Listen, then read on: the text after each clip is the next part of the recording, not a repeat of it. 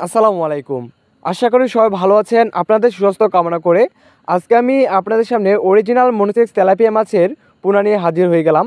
আপনারা যারা original monosex tilapia মাছের পোনা খুঁজছেন কিন্তু পাচ্ছেন না, তারা এখনই আপনারা আমাদের সাথে যোগাযোগ করতে পারেন। কেননা আমরা আমাদের হ্যাচারি থেকে সারা বাংলাদেশের 64 জেলায় মাছের পোনাগুলো গ্যারান্টি সহকারে বিক্রি করে থাকি। এমনকি আমরা আমাদের তেলাপিয়া মাছের পোনাগুলোকে আমরা 28 দিন হরমোন কমপ্লিট করানোর পর আমরা মনোসেক্স তেলাপিয়া হিসেবে রূপান্তরিত করেছি। তাই আপনারা যারা অরিজিনাল মনোসেক্স তেলাপিয়া মাছের পোনা খুঁজছেন তারা এখনই আপনারা আমাদের সাথে যোগাযোগ করেন।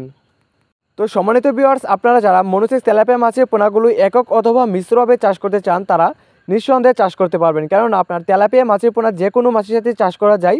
কারণ আপনার এই মাছের পোনাগুলো পুকুরের উপরের স্তরে থাকে, যার ফলে আপনার কোনো সমস্যা হয় না। তো এই জন্য আপনার এই মাছের সাথে আপনার দেশি শিং, দেশি মাগুর অথবা আপনার ক্রাব জাতীয় সকল ধরনের মাছের পোনাগুলো আপনার এই মনোসেক্স তেলাপিয়া মাছের পোনাগুলোর সাথে চাষ করতে পারবেন। তো মিশ্রভাবে যদি চাষ করতে চান তো সেক্ষেত্রে আপনার একটা বিষয় লক্ষ্য রাখতে হবে, যেন আপনার কোনো প্রকারই মাছের পোনাগুলো বেশি ঘনত্বে মজুত না হয়ে যায়। অর্থাৎ আপনার স্বাভাবিক ঘনত্বের মাছের পোনাগুলো মজুত করতে হবে। তো আপনারা যদি এককভাবে চাষ করতে চান তাহলে হলো আপনার প্রতি শতাংশে মাছের পোনাগুলো দিবেন 400 থেকে 500 পিস। আর যদি আপনার মিশ্রভাবে চাষ করতে চান তাহলে আপনার সেক্ষেত্রে 200 থেকে 250 পিস পোনা প্রতি শতাংশে দিতে পারবেন, যেন আপনার কোনো প্রকারই মাছের পোনা ঘনত্ব বেশি না হয়ে যায়।